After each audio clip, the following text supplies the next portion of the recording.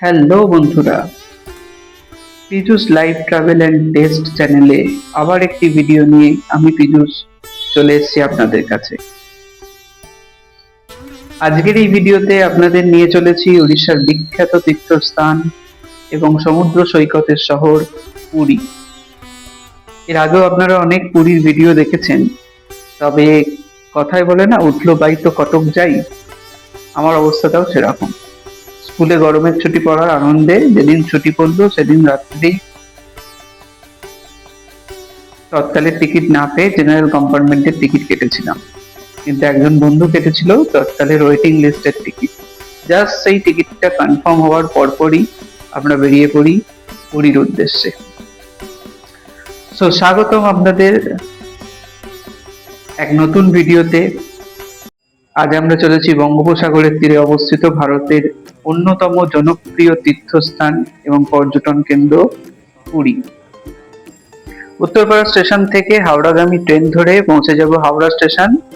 সেখানে আমার সঙ্গে আমার দুজন বন্ধু যাওয়ার জন্য বড়ঘড়ির কাছে মিট করবে।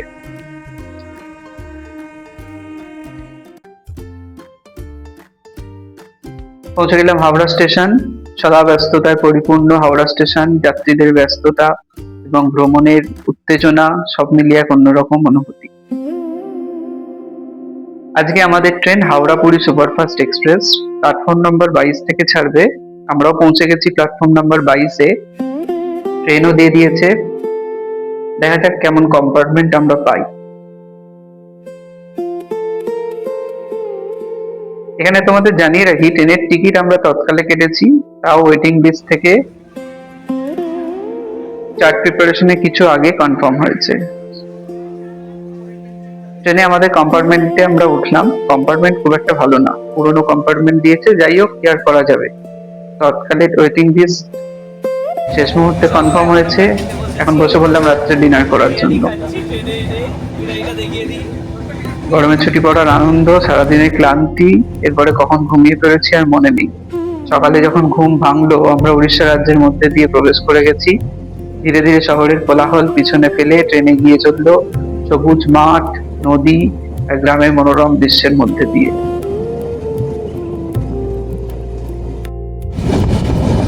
প্রায় 9 ঘন্টার সুন্দর যাত্রা পর আমরা পৌঁছে গেলাম পুরী স্টেশন, যেটা হাওড়া থেকে প্রায় 499 কিলোমিটার দূরে।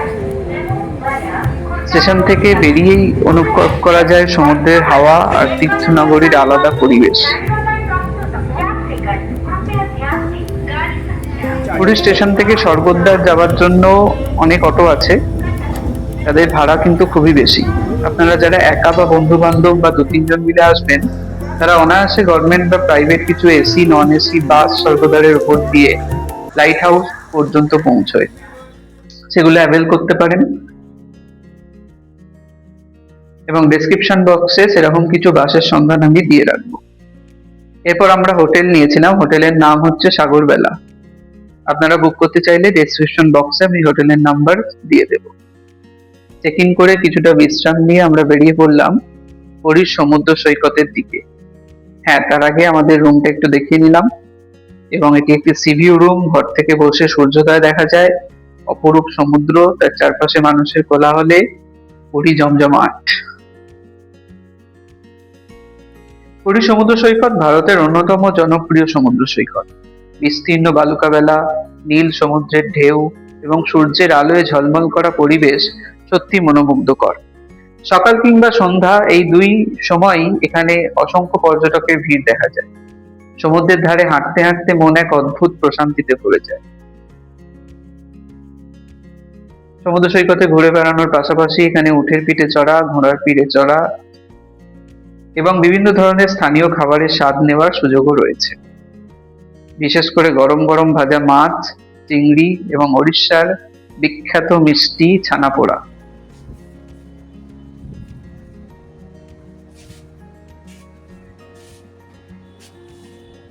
দেখতেই পাচ্ছেন আমাদের পিছনে একটি হোটেল দেখা যাচ্ছে, সেটি বিখ্যাত হোটেল বাণী ভবন। এবার আমরা পৌঁছে গেছি পুরীর প্রধান আকর্ষণ শ্রী জগন্নাথ মন্দিরের কাছে। জগন্নাথ টেম্পল হিন্দু ধর্মের 4 ধামের অন্যতম একটি তীর্থস্থান। ভগবান জগন্নাথ, বলভদ্র এবং সুভদ্রার এই মন্দির শুধু ধর্মীয় গুরুত্বের জন্য নয় এবং স্থাপত্য শৈলীর জন্য বিশ্ববিখ্যাত। মন্দিরের বিশাল কাঠামো, উঁচু শিখর এবং আধ্যাত্মিক পরিবেশ প্রতিটি দর্শনার্থীর মনে গভীর ছাপ ফেলে। প্রতিদিন হাজার হাজার ভক্ত এখানে দর্শনের জন্য আসেন। মন্দিরের মহাপ্রসাদ অত্যন্ত জনপ্রিয় এবং বহু ভক্ত এটিকে পবিত্র আশীর্বাদ হিসাবে গ্রহণ করেন।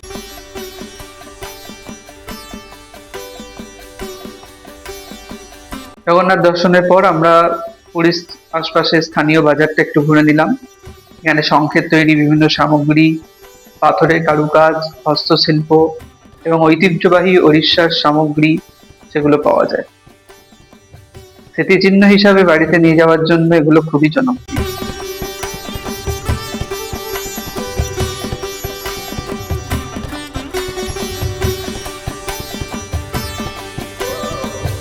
পুরী ভ্রমণে এসে স্থানীয় খাবার না নিলে কি সফর অসম্পূর্ণ থেকে যায় না?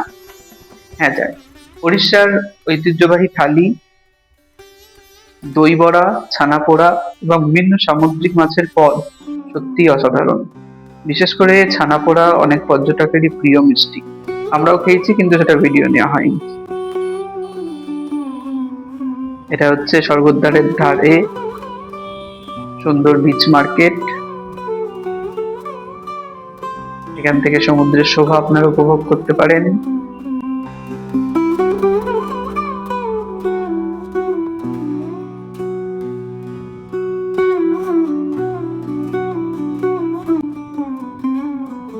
খুব সুন্দর সমুদ্র সৈকত, সবসময় কোলাহলে পরিপূর্ণ।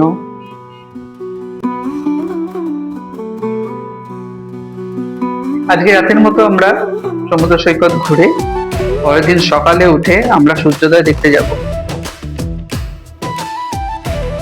দেখো বন্ধুরা, আমরা আবার পৌঁছে গেলাম সমুদ্র সৈকতে। এখন সকাল 6:30-7টা হবে, সূর্যোদয় অনেক আগেই হয়ে গেছে। পুরীতে এলে কাছাকাছি আরো অনেক দর্শনীয় স্থান থাকে, সেগুলো আমরা ঘুরে দেখতে পারেন। সকালের সমুদ্র সৈকত কিন্তু অন্যরকম।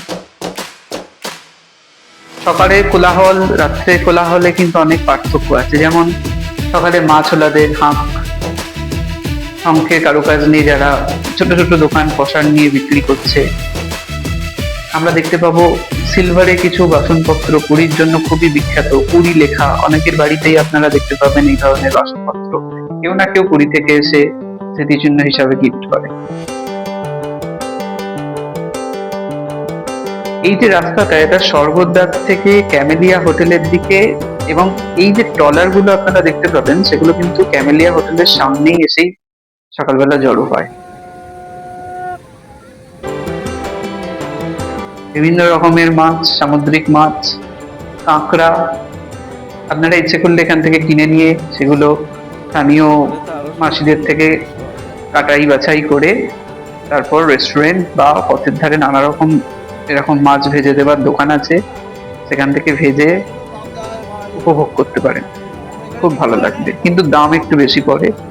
আমি বহুবার পুরী গেছি, দেখেছি পুরী মার্কেটে এই মাছের দামই অনেকটা কম, কিন্তু এখানে অবশ্য তারা ট্রলার নিয়ে যাচ্ছে, টাটকা মাছ, এইটুকু পর্যটকরা বিয়ার করতেই পারেন।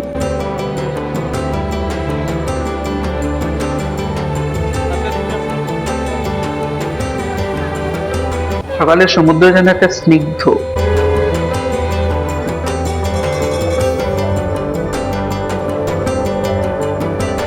কত মানুষ দেখেছেন, বেশিরভাগই কিন্তু বাঙালি পর্যটক। স্থানীয় মানুষও আছেন। একটা ট্রলারকে ঘিরে ধরে সবাই দাঁড়িয়ে আছে। খুব বার্গেনিং চলে মাছের জন্য। নানা রকমের সামুদ্রিক মাছ। এখানে কিন্তু ওজন করে মাছ দেয় না, এক একটা ভাগ হিসাবে ওরা মাছ দেয়।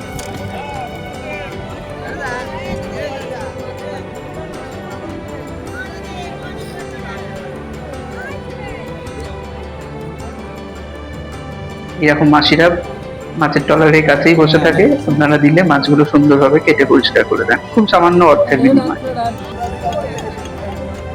দেখুন কত রকমের মাছ এসছে।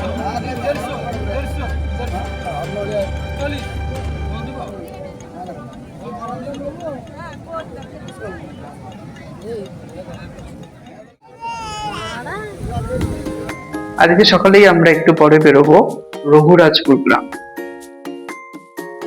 এটা হলো রঘুরাজপুর গ্রামের শিল্পীদের লাইভ ড্রয়িং। তারা খুব সুন্দর পটচিত্র অঙ্কন করেন। আপনারা এখানেও আসতে পারেন। স্বর্গদ্বার থেকে আমাদের ভাড়া পড়েছিল অটোতে 600 টাকা মতন। ওরা 1 থেকে 1.5 ঘন্টা টাইম দেয় পুরো ওই গ্রামটা ঘুরে দেখার জন্য। গ্রামের প্রতিটি ঘরেই মানুষজন নানা রকম পটশিল্পের সঙ্গে জড়িত। ইচ্ছে করলে আপনারা কিনেও আনতে পারেন। আজকে আমাদের ফেরার পালা, রাত্রিবেলা আমাদের ট্রেন আছে। যথারীতি তৎকাল টিকিট কনফার্ম হয়নি, আমরা জেনারেলেই ফিরবো। পুরী থেকে শালিমার যাওয়ার এই ট্রেনটি যেটাই আমরা ফিরবো সেটা মোটামুটি ফাঁকাই থাকে এবং ফাঁকাই ছিল। আমরা সহজেই এখানে ফিরে আসতে পেরেছি, কোনো অসুবিধা হয়নি। সো এভাবেই শেষ হলো আমাদের উত্তরপাড়া থেকে পুরী ভ্রমণের সুন্দর অভিজ্ঞতা। ভিডিওটি খুব ছোটর মধ্যে আমি তুলে ধরার চেষ্টা করেছি। আমরা কোনো সাইট সিনে তেমন যাইনি, তাই জন্য আমাদের খুব কম খরচাতে এটা সম্ভব হয়েছে। ভিডিওটি ভালো লাগলে অবশ্যই লাইক করবেন, চ্যানেলটি সাবস্ক্রাইব করবেন।